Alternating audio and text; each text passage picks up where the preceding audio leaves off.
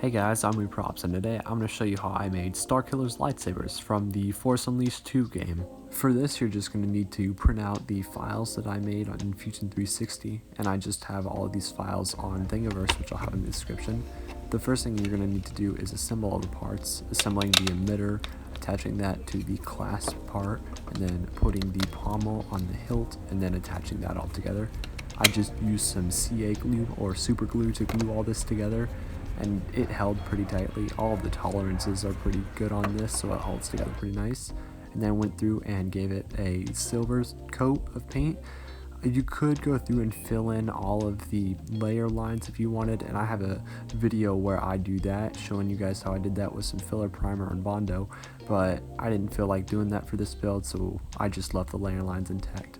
And then I went through and used some thin straps of leather and super glued those around the hilt.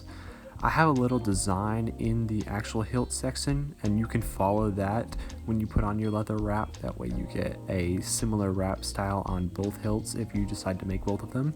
And then I went through and weathered this whole thing using some watered down black paint. I just mixed this up about half water, half paint, and then rubbed most of that paint off of the hilt with an old t-shirt or towel or whatever. And this gives the illusion that grime and stuff has gotten under, and it gives a really nice look to the lightsabers, as you can see. I'm really happy with how these turned out. I mean, I really like the design of this hilt, which is why I designed it, and it definitely looks really good once painted up and wrapped and all that. I have this lightsaber and a few others for sale in my Etsy shop if you guys want to check that out.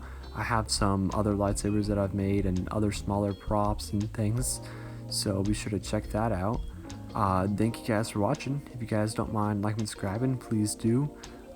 Be sure to mention some builds and stuff you guys want me to do in the comments. See ya.